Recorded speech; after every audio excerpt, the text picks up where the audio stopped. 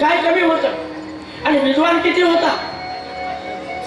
वेदाचा जगी भाष्यकार पहिला मंदोदरीचा पती. मंदोदरीचा पती असणारा रावण जगाच्या मधल्या वेदावर भाष्य लिहिणारा प्रकांड पंडित होता. परंतु कामवासनेनं उघडा झाला, वागडा झाला. घरामध्ये कोणी शिल्लक राहिलं नाही. सगळ्या सुना विधवा झाल्या, बायका विधवा झाल्या आणि लंका विधवा झाली एका कामाने. आपल्यामध्ये कामही आहे, आपल्यामध्ये क्रोधही आहे, लोभ किती आहे. थोडं विचार करून पाहा अंतःकरणामध्ये. इतकं मिळालं म्हणजे मी आता पैसा कमावणार नाही असं होतंय का नाही. आमचा लोभ संपत नाही. मग आम्हाला रामाला हृदयात ठेवायचं असेल, राम गावा आणि राम घ्यावा, त्याला हृदयात ध्यान करायचं तर हृदयातली ही घाण काढावी लागेल. तर घाण कशाने निघेल. तर तो जगन मंगल मंगलात्मना, जगातले सगळे जे मंगल आहे त्या मंगलांनाही प्राप्त करून देणारा, उत्पन्न करणारा हा मंगल आत्मा भगवान रामचंद्र आहे.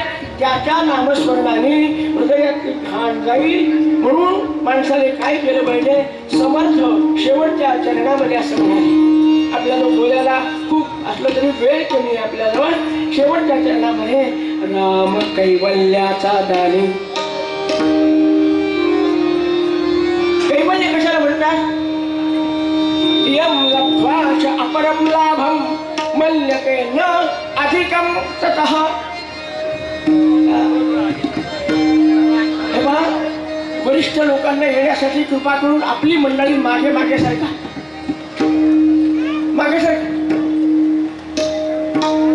आपणच मागे सारखा म्हणजे लोकांना बसवता येईल. राम कैवल्याचा दानी. कैवल्य म्हणजे मोक्ष. मोक्ष म्हणजे मोक्ष नावाचं गाव नाही, जिथे गेल्यानंतर पुन्हा जन्म नाही, मृत्यू नाही अशी अवस्था. आपल्या अंतःकरणातला असणारा राम आपल्याला पाहायचा. तो एकदाच होऊन गेला. कोण. राम होऊन गेला एकदा. मग दरवर्षी रामजन्म कशाला. अरे तो आत्माराम या रूपाने आमच्या हृदयामध्ये आहे. तो पाहण्याची बुद्धी आम्हाला झाली पाहिजे. हृदयस्थो जनार्दन हा. त्या जनार्दनाला पाहण्यासाठी दृष्टी निवांत नितळ असायला पाहिजे. आपली दृष्टी कशाने भरलेली आहे. पहिल्यांदा आपली दृष्टी कुणीकडे जाते. जिकडे नको तिकडे. आपल्या सगळ्या अवयवातले ह भ प हरिभक्तीपरायण असं नाही म्हणायचं मला, पण हळूच भलतीकडे पाहणारे जे इंद्रिय आहे त्याचं नाव आहे डोळे. तुकाराम महाराज म्हणाले परमार्थ करण्यासाठी भाकी भानगडी करू नका. आपल्या एकेका इंद्रियाला त्याच्याकडे लावा.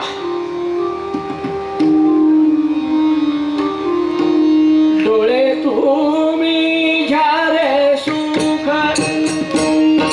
डोळे तुम्ही झाले सुख, डोळे तुम्ही झाले सुख, डोळे तुम्ही झाले सुख.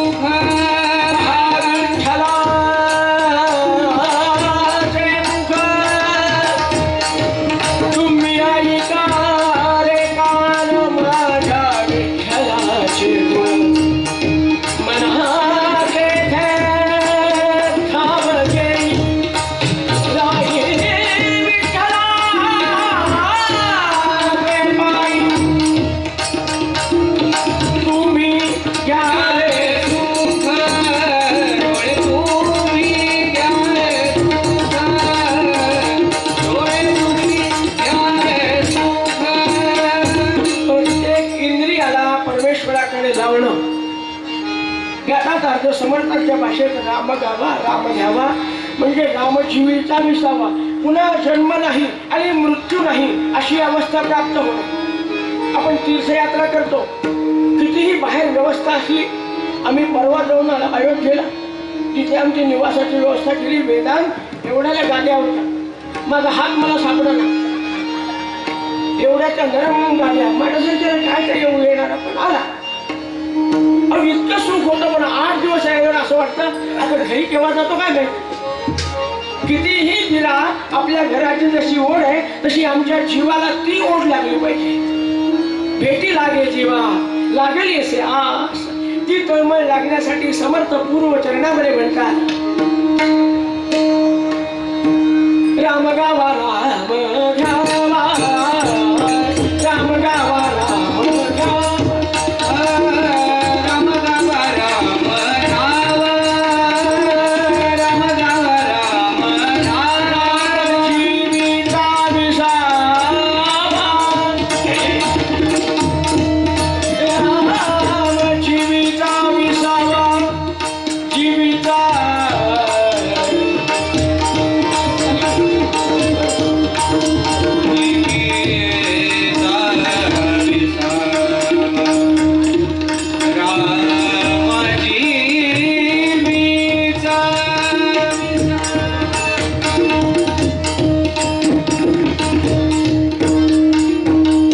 जीविता विसावा विसावा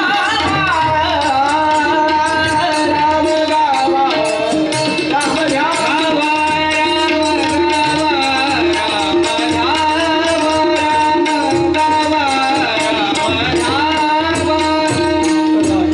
राज रामचंद्र. एकच क्षण भजन म्हणायचं आणि 10 मिनिटामध्ये जन्माचं आख्यान ऐकायचं.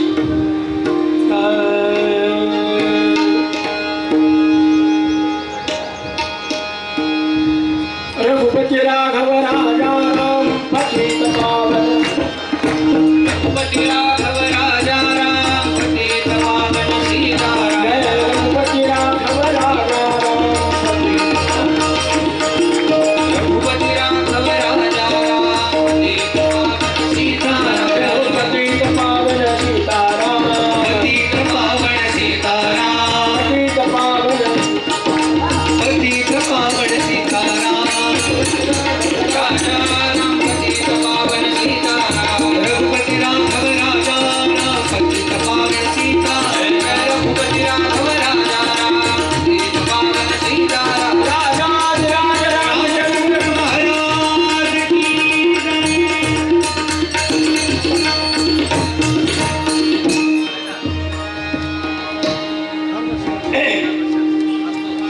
प्रभू श्री रामचंद्र यांना अवतार घेण्याची कारण मीमांसा थोडक्यात आपण पाहणार आहोत. आज आपल्याजवळ बिलकुल वेळ नाही. भूमिर्भारेण मग्ना दशवदन मुखा शेषरक्षो गणानाम्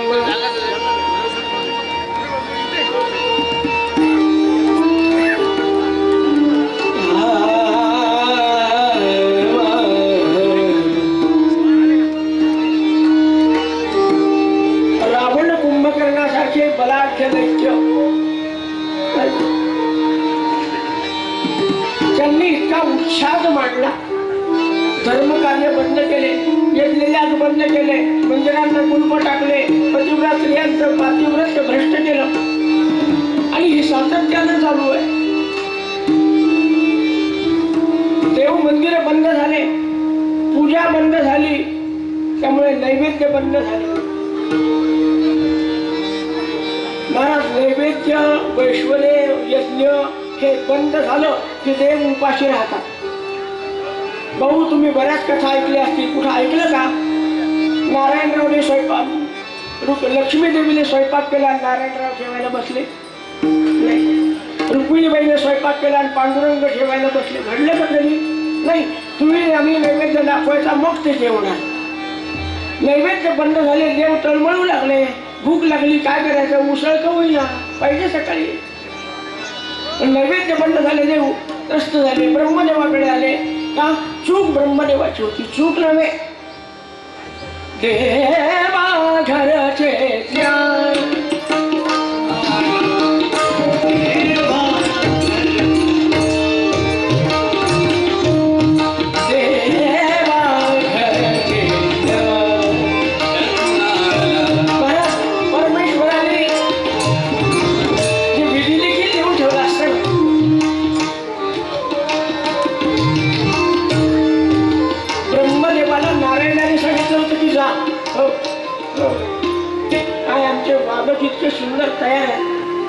त्यांना वाटतं मी म्हणतच राहा